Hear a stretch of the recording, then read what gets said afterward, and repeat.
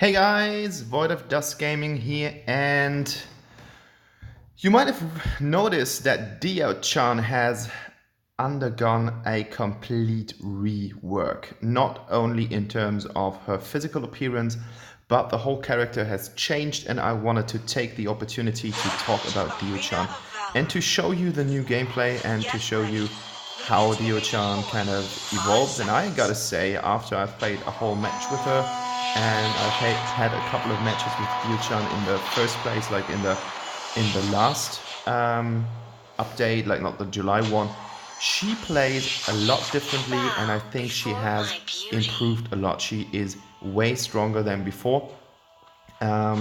So this is not going to be super much about a build, it's going to be an in-depth guide about her abilities and stuff like that. This is pure gameplay.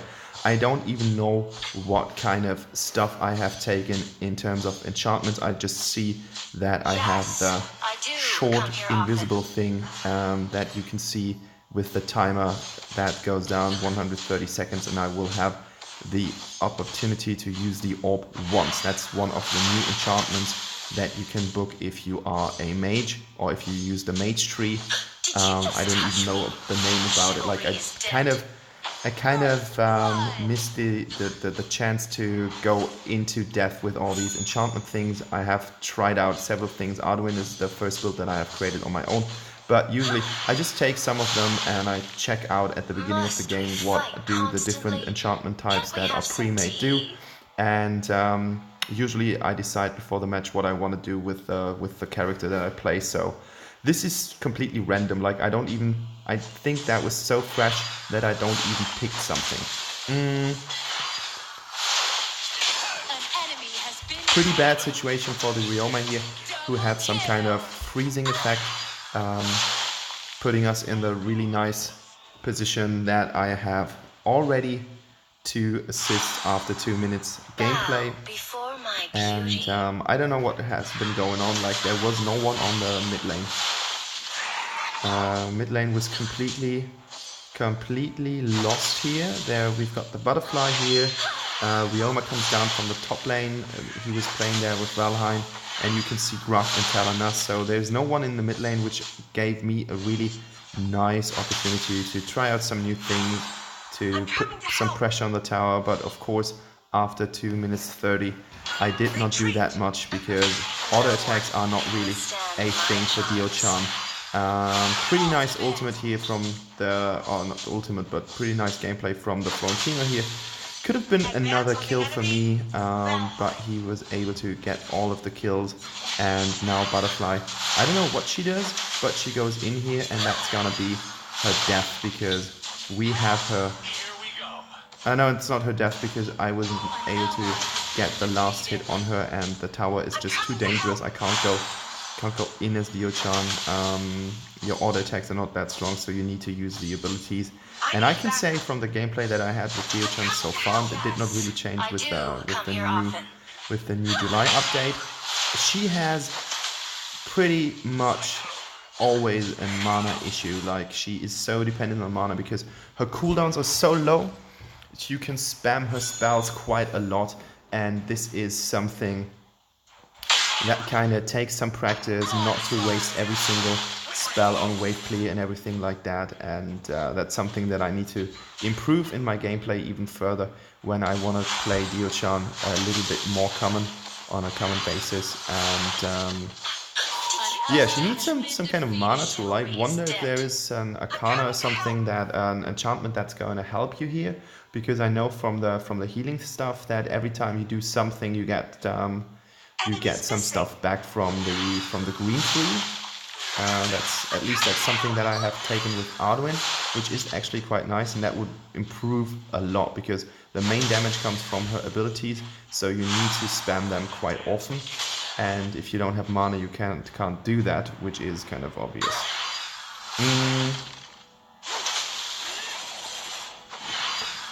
There's also the thing that you have to read the enemy, like you have to know their way of walking, because with your freezing, with your 2, you have to be able to put that in the right position so that the enemy actually runs into it and freezes. and a slow like your 1 helps here a lot, because otherwise you're not able to get in at the perfect amount of time, and the 1 and the 2 are your main damage spells. That's you can't spam the ultimate, which is common sense. Now they try to recapture, or try to get some power over the mid lane, the butterfly and the Rioma. But with my long range and with my many control spells, there's not really that much that they can do against me. So it's quite easy for me to just go in and go out, and that's like the perfect window that you want to have. But you can see here I can't really do that much against Valheim because I'm low on mana again. But yes, I know that I spam my spells too often, so you gotta watch out for that.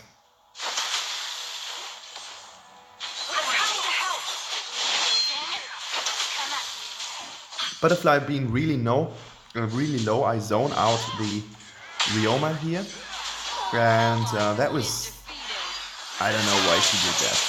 And that ult is so powerful. That was crazy. Like that is really nice. I don't know why I'm playing the Archmage. Okay, so I took the Archmage skin, and I'm not playing the new reworked model. That's why I don't have red hair, and she has red hair in the new thing. I think she pretty much looks like the Liliana skin, the one where she gets red hair, where she's really kind of Korean or Chinese or something like that. Another nice defeat, and Telenas can't do anything but run away. And that was so bad. And I don't even know where she went. Like, she kind of moved out of the way. Like, she wasn't defeated. So I don't really know what's going on here. Trying to read Rioma's movements, but he was able to get here out quite easily. And my ultimate stops him in his tracks. And you can see that I'm using the lifesteal, the magic lifesteal item here at first. Lumbo comes in, saves me, and that's pretty easy. I'm doing quite a lot of damage to the squishy ones, such as Telenas, which is actually quite nice. And with the slow abilities, you can basically stop her. Your team runs up, and she has to retreat, so she can't really use that crazy range that she has on her spells. So that's a really nice combination if you have some frontliners like Butterfly or the like, to make it actually work. Florentino goes in here. I don't think that was the best idea that he had. I'm able to get some damage on Gruck here, but you can see if someone is pretty beefy or tanky, there's not that much that you can actually do against them. I hit him here with my 1. I think the range of the 1 was extended. And this is the time where I used my spell here to get out. And yeah, that death was pretty much preventable, but I committed suicide here in order to get some damage on the Butterfly, but she's already at 8 minutes 30, she's already too tanky. If she has some health left, she will withstand it if she's able to kill you before. And in addition to what I just said, butterflies do have that damage. So I kind of wasted my precious item on a scene where I was gonna die anyways, which wasn't the smartest move, I suppose, but at least you can see what you can do with those new enchantments here. And I think it's a pretty cool thing, and I hope that people will try out a lot of things. I have said in the other video that I'm just afraid that people will actually find like the best Arcana combination, and this is just the one that they will go for. And I think that is doing a lot of harm to the game, because it will just mean that someone found a formula to kind of be super improving, and that's just going to be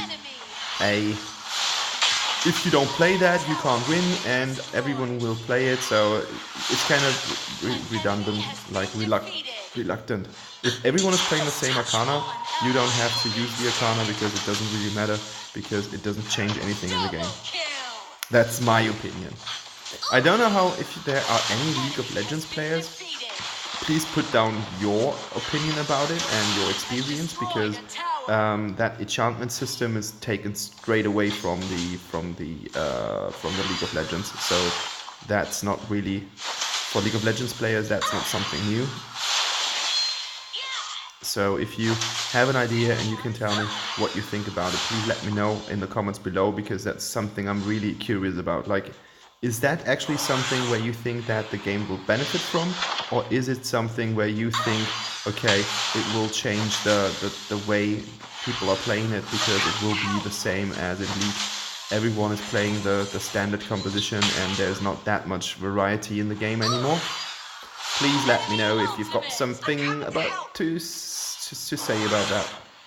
Going back here, because you can see my mana is really low, so I can basically run behind my team and try to sneak in some damage using my abilities, but just once in a while. So I decided to go back, come back with full mana and unleash another Blizzard or two in order to be more beneficial for my team.